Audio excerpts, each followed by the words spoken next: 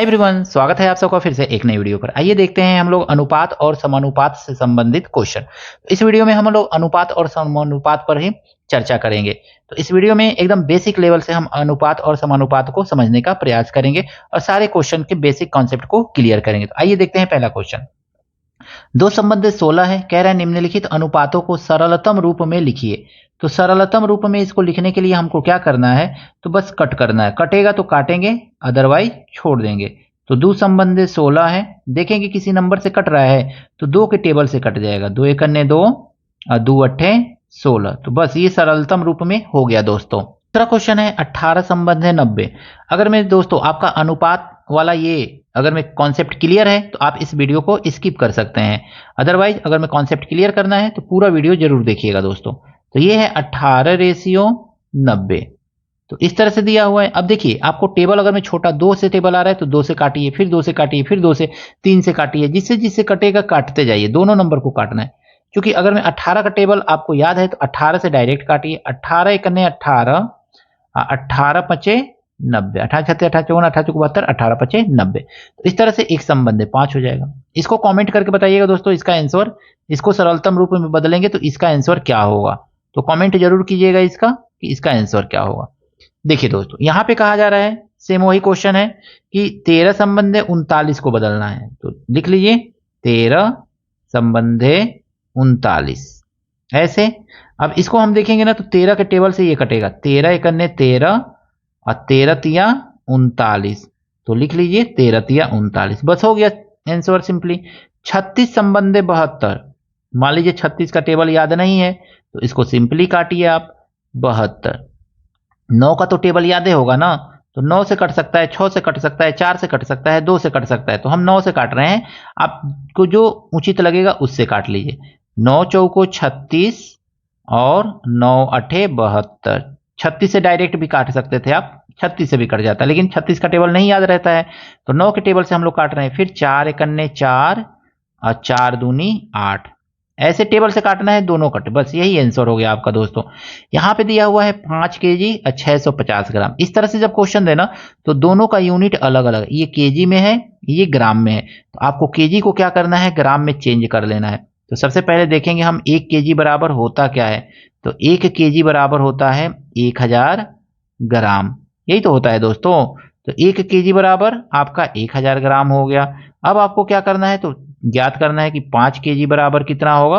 तो 5 केजी बराबर होगा 5000 ग्राम। तो ऐसे लिख लीजिए 5000 ग्राम। अब यहां पे लिखिए 5000 ग्राम, 5000 ग्राम और रेशियो 650 ग्राम।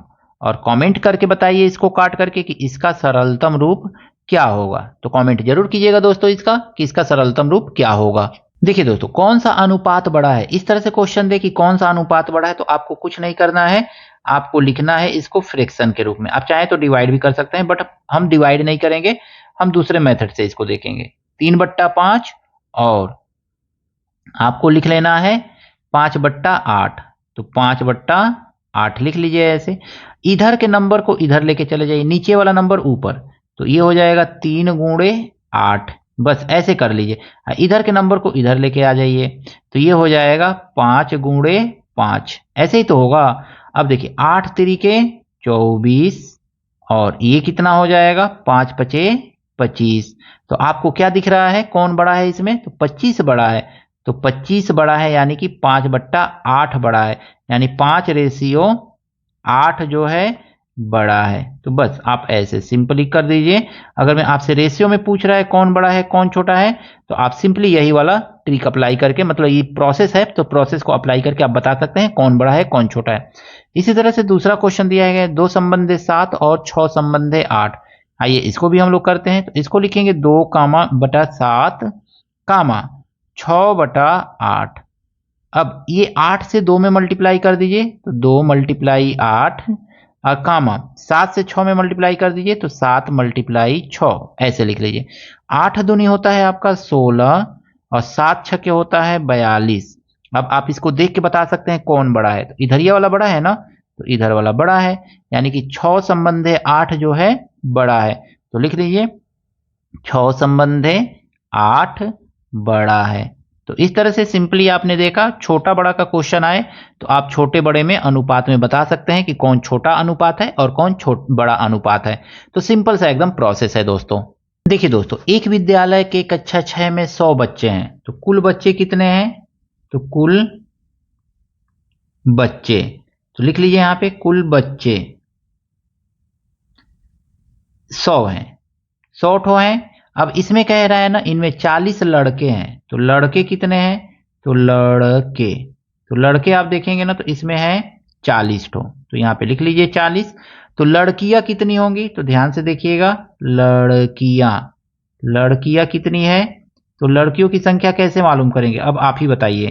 तो 100 ठो बच्चे हैं, 100 बच्चों में 40 लड़के हैं, तो शेष जो बचेंगी वो लड़कियां ही तो होंगी, तो 60 ठो लड़कियां होंगी।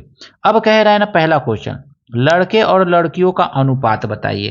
तो यहां पे लिख लीजिए लड़के रेशियो लड़कियां। समझ में आ रहा है दोस्तों? थोड़ा एक लाइक भी करते जाइए दोस्तों। तो लड़कियां, यहां पे लिखिए लड़कियां। आपसे हाथ जोड़ करके निवेदन है दोस्तों, एक लाइक और कमेंट जरूर कीजिए। आपको वीडियो कैसा लग रहा है जरूर बताइए दोस्तों। लड़के कितने हैं? 40 हैं दोस्तों, और लड़कियां कितनी हैं? 60 गो हैं। ये कटेगा क्या? तो 0 से तो 0 कट ही जाएगा, और 2 तिहाई 6, 2 दूनी 4, 2 दूनी 4 और 2 तिहाई 6। तो लड़के लड़कियों का अनुपात कितना हो गया? 2 संबंधे 3 हो गया। अब यहाँ पे क्या कह रहा है? लड़कों का कुल बच्चों से अनुपात। तो यहां पे देखेंगे लड़के रेशियो कुल बच्चे कितने हैं? तो आपको मालूम है जैसा कि 100। लड़के कितने हैं? तो लड़के 40 गो हैं, तो 40 रेशियो कुल बच्चे कितने हैं दोस्तों? तो कुल बच्चे 100 हैं, तो 100 लिख लीजिए। अब इसको रिड्यूस कीजिए, यानी काटिए, 0 से 0 कट गया। अब कोई कटेगा तो 2 दूनी 4 होता है, और 2 पचे 10 होगा। तो ये दूसरा भी हो गया, लड़कों का कुल बच्चों से अनुपात 2 संबंधे 5। तो इस तरह से दोनों क्वेश्चन आपने देखा, अनुपात का किस तरह से सिंपल तरीके से आपने लगा लिया दोस्तों। एक विद्यालय में 200 बच्चे पढ़ते हैं। कितने बच्चे पढ़ते हैं? तो कुल बच्चे हैं आपके 200, तो कुल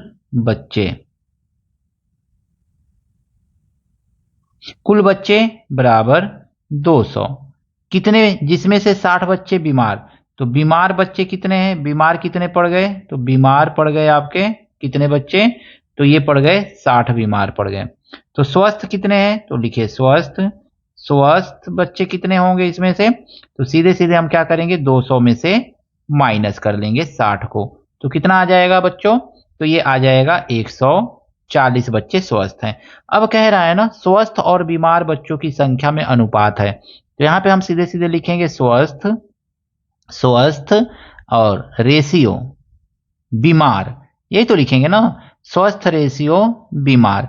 स्वस्थ कितने हैं? तो ध्यान से देखिए, स्वस्थ है 140, तो इसी के नीचे लिख ले रहे हैं 140 रेशियो। बीमार कितने हैं? तो 60 को बीमार पड़ गए हैं। काटिए इसको, 0 से तो 0 कट जाएगा, 2 के टेबल से 2 तिहाई 6, और 2 के टेबल से 2 सत्ते 14। अब ये किसी से नहीं कटेगा, तो स्वस्थ रेशियो बीमार कितना आ गया? 7 रेशियो 3। तो यही आपका आंसर है। तो आशा करता हूं दोस्तों अनुपात से संबंधित ये सारे के सारे क्वेश्चन आपको अच्छी तरह से समझ में आए होंगे। अगर मैं आपको वीडियो पसंद आया है तो दोस्तों के साथ शेयर कीजिएगा, लाइक कीजिएगा। चैनल पर दोस्तों नए हैं तो आपसे हाथ जोड़ करके निवेदन है, चैनल को भी सब्सक्राइब जरूर कीजिएगा। मिलते हैं नेक्स्ट वीडियो में दोस्तों इसी तरह के कुछ नए प्रश्नों के साथ। Thank you, best of luck.